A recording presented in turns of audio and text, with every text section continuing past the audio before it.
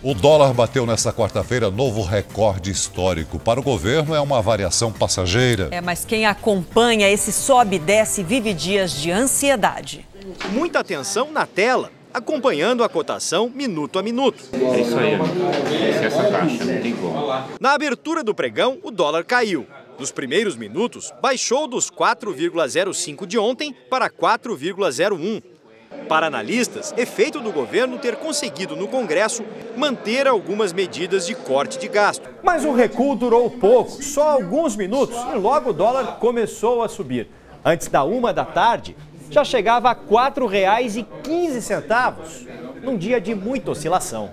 Para segurar a disparada, o Banco Central entrou no mercado com operações de venda da moeda. Mesmo assim, a cotação fechou com um novo recorde, R$ 4,14. Dificulta para todos, o importador não sabe se espera, o exportador fica esperando, será que sobe mais?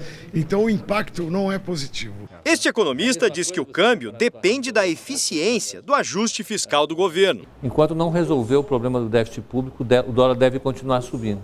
Dá para imaginar facilmente o dólar chegar a 4,50 se a política não resolver o problema fiscal. O ministro da Fazenda, Joaquim Levy, disse que o dólar está subindo no mundo inteiro e que a cotação no Brasil deve ficar mais estável. Medidas que foram tomadas estão surtindo efeitos, apenas que alguns resultados mais positivos estão represados por circunstâncias que trazem uma certa incerteza. No Rio de Janeiro, moradores fecharam as duas principais entradas da cidade em protesto contra a morte de um menino durante uma ação policial.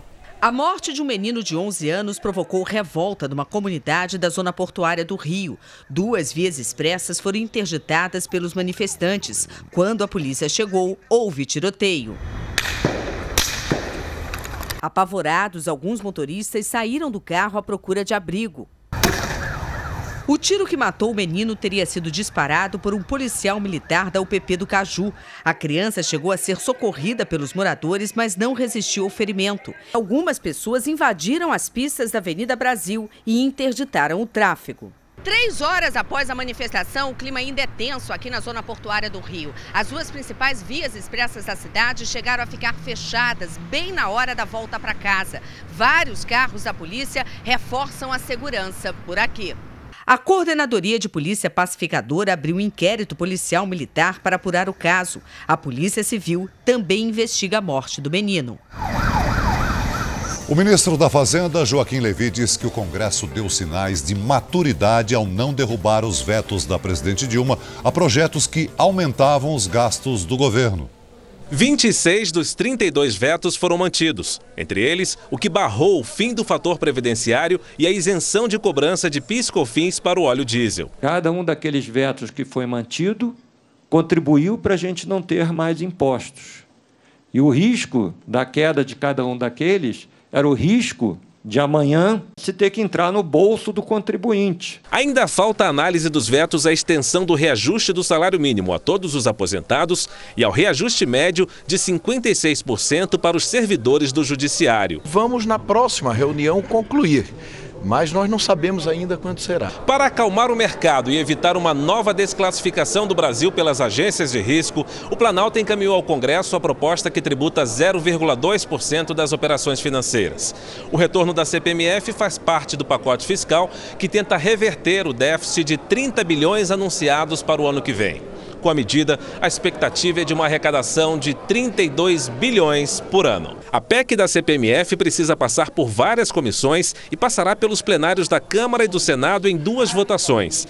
O pacote do governo inclui também uma nova alíquota do imposto de renda sobre ganhos de capital.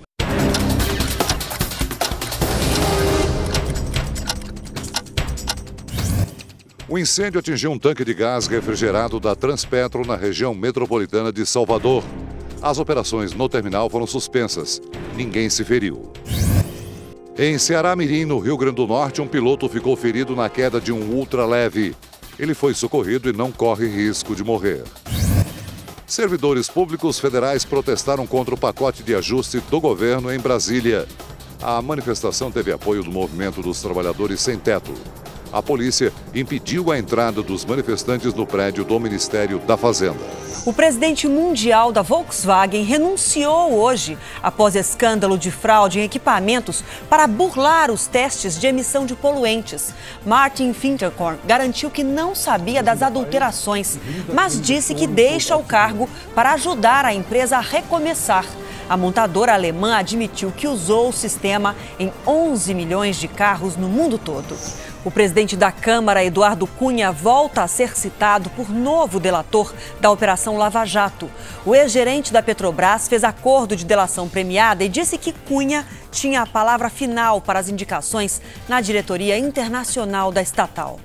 Eduardo Costa Vaz Musa trabalhou por 30 anos na Petrobras e contou aos procuradores que, quando assumiu um cargo na diretoria internacional da companhia, em 2006, começou a receber propina e abriu contas no exterior para receber o dinheiro desviado dos contratos. Eduardo afirmou ainda que o lobista João Augusto Henriques disse a ele que conseguiu emplacar Jorge Luiz Zelada para diretor internacional da Petrobras com o apoio do PMDB de Minas Gerais.